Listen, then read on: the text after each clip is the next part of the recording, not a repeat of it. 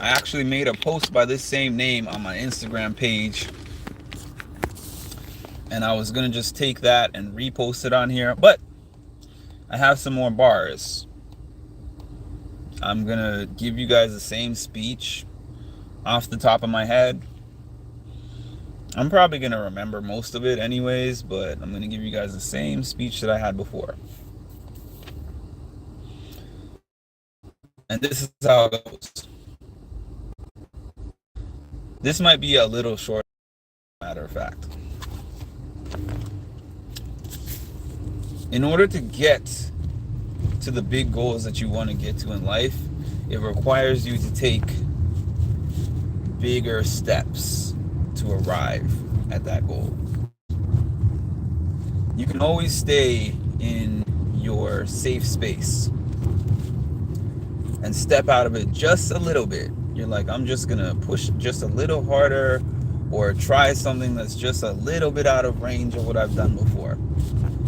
And what's gonna be your reward? You're gonna get something that is just a little bit better than what you've gotten before, a little bit different than what you've done before.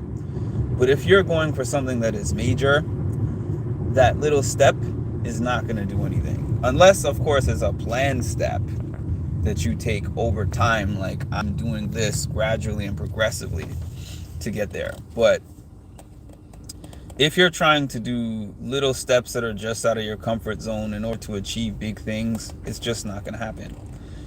And I have been a person throughout my life who has only been willing to take small steps and small risks. Now, when I say risks, I don't mean a gamble. I'll give you an example of a risk. The half a marathon that I did, for those who don't know, a half a marathon is 13.1 miles. The most miles I ever ran in my life was 10 miles, and I did that about 6 or 7 years ago. And I did it once, and I struggled with it, and I was so sore and tired after the fact. I, in recent years, have done 5Ks and 10Ks. For those who don't know, I think a 5K is like 3.2 miles, I want to say. So that would make a 10K like 6.4 miles.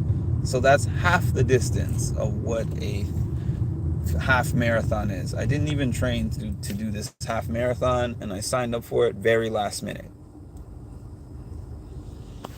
But it's something that was always in the back of my mind. Could I complete a half marathon? I don't know. Another example that I use is this interview that I just got, that I just did last week. It's the first time I ever did an in-person interview, and I had a videographer. I had to figure out location, I had to figure out scheduling, I just had to do a bunch of things that actually made me uncomfortable. But the mindset that it took me to go into was in a place that was out of my comfort zone. I'm out of my comfort zone, but it's helping me towards getting somewhere that I otherwise would not have gotten. Because let's say before, I wasn't comfortable with reaching out, email or DM, and being like, hey, will you do this interview with me on Zoom? And now that I've done 6 of them, 5 or 6, I can't remember. I want to say it's 6. It's 6 interviews in total, but 5 on Zoom. I did 5 of them on Zoom, 5 out of the 6. So now that I got comfortable with the Zoom, I'm like, I can ask anybody and I can do any of these on Zoom. But then it's like, Zoom is cool, but Zoom doesn't quite get the results that I'm looking for. So in order to get a different result, I had to do something different. And that different thing was going out of my comfort zone and meeting somebody in person, figuring out how to be comfortable on somebody's camera. Because I'm comfortable. You guys see me on camera, but if you've noticed, the majority of the time, if I'm not sitting right in my house or right in my room, if you see somebody videoing me doing anything, it's fitness. And that's because while I'm doing fitness, I don't care about the crowd or the videos or anything like that. I'm just working because it's hard. But when it's something like this, I was thinking to myself, am I going to look nervous? Am I going to feel nervous? Am I going to sound stupid? Am I going to be fumbling with my words? Am I going to get anxious? I don't know. I didn't know any of those variables until I actually showed up. Until I actually showed up to do what I worked towards doing. And I wouldn't have known. And I would never have known. Now that I've done that, I'm like, I think that I did well. And I can step out in that lane and do it again sometime. It's gonna happen again. It's gonna be with somebody else. But yeah, the low risks that you take, it's like if you're trying to learn to swim, you step into the shallow end of the pool, and then you're like, you know what? I'm gonna do something daring and like take 2 steps towards the middle. So now instead of being at 4 feet, you're at like 4 feet and a few inches. That's nice, but you still don't know how to swim. And then you might be like, okay, I'm a little bit closer than I was to the deep end than I am now, so I'm just gonna stay in this area where it's safe. The other thing I wanted to mention that is very important: there are people that can be in your life, sometimes intentionally and sometimes unintentionally, that will do and say things that will keep you in that comfort zone. Where you'll say, I have this dream. I want to own a restaurant. Let's say you told somebody, I want to own a restaurant. They would say, you know how hard it is to own a restaurant? Have you thought about the competition in the market? Are you a chef? Have you thought about the fact that you'll have to hire people? The rent. How are you going to afford the rent? These could all be good questions if it's somebody who is helping you towards getting to where you're going. But some people will give you those questions as a way to deter you. And like I said, it could have multiple reasons. One reason could be that they don't believe in you. One reason could be that they don't believe in themselves. Another reason could be they've never seen somebody do what you're trying to do, so they have so many doubts over it. Whatever it is, I've learned that there's people that you can tell things to like that, and there's people that you can't. It just is what it is. Point blank, period. So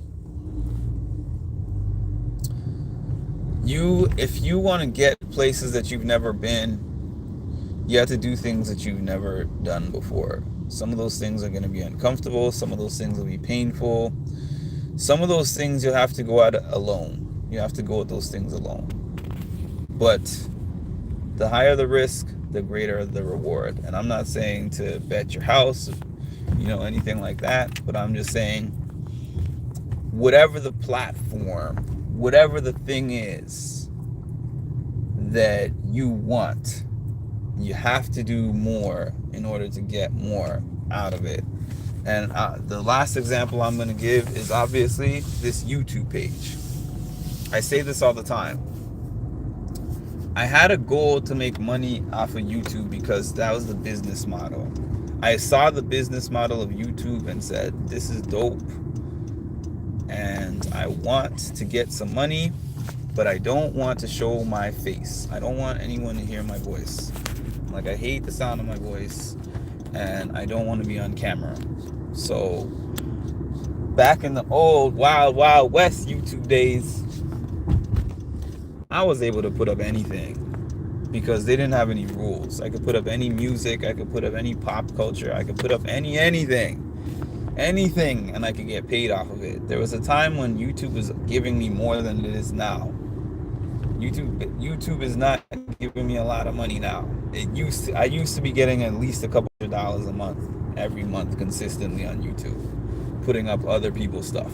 Not other people like other content creators, but like things I would see on TMZ, Shade Room, ESPN. I could just post all of that and get paid per the amount of people watching and clicking. I had million view videos, all that kind of stuff. Now they've made it a lot harder. They have made it a lot harder to make money on YouTube, for sure. A lot harder to make money on YouTube. But that is not even my point. I was making different videos where my face and my voice were not on the videos. The success that I have enjoyed on YouTube, even though I still consider it moderate at this point, is because of my willingness to do something that made me extreme, and that is to get on lives like this and just like talk to y'all on the lives. It might sound hard to believe now, but even as so this is crazy. I used to have sorry about that, I know it cuts in and out, but what I was saying is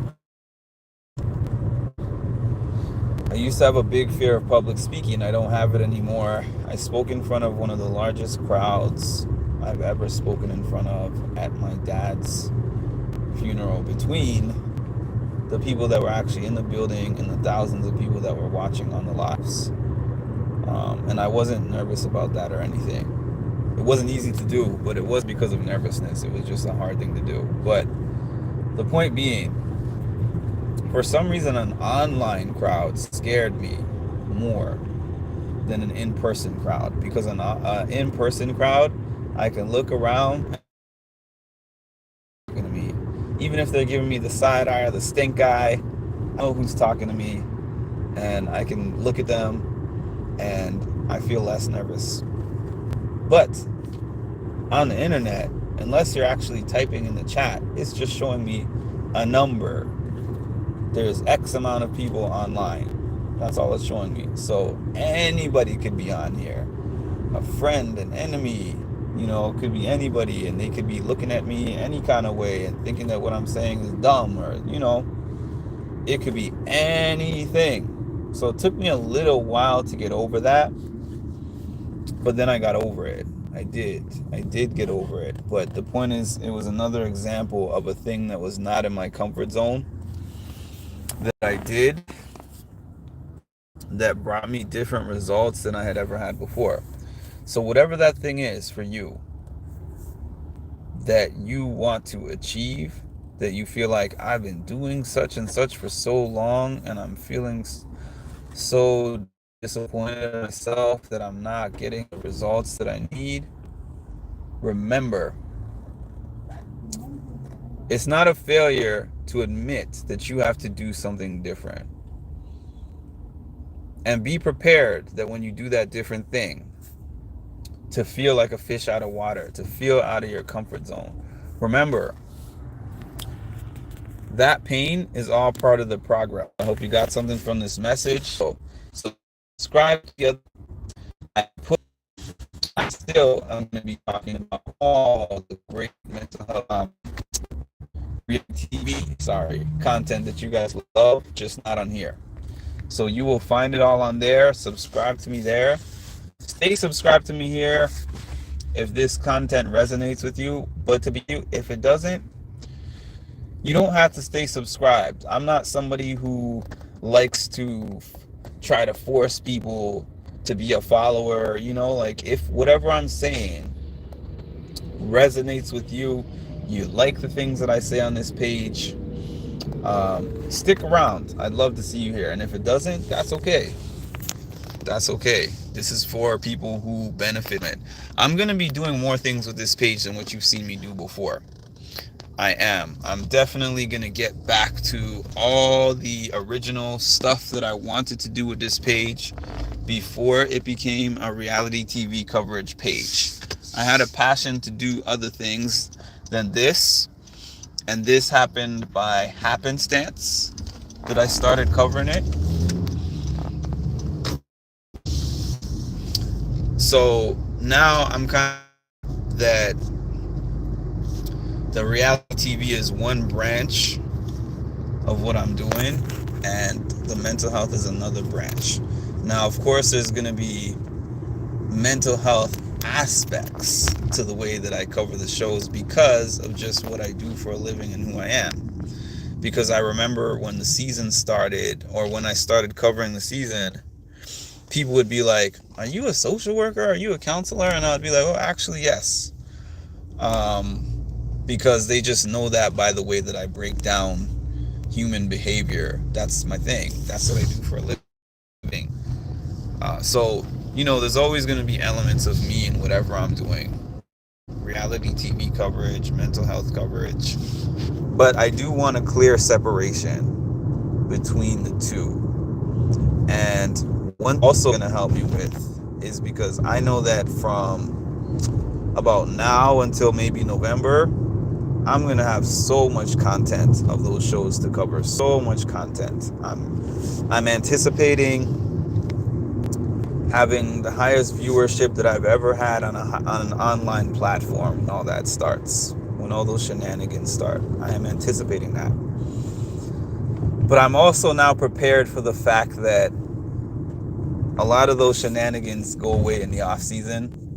So my main thing is always going to be this. There's going to be 3 to 4 months out of the year where I'm very dedicated to covering reality TV, particularly Big Brother. But the rest of the year, it's going to be really working on making this page great. And I can't even necessarily say making this page great. And this is why. I said this before. Excuse me. YouTube is just the platform. YouTube is just the current platform that I'm using. I don't have a specific allegiance or tie to YouTube to where I'm like, I have to use YouTube for the rest of my life, honestly.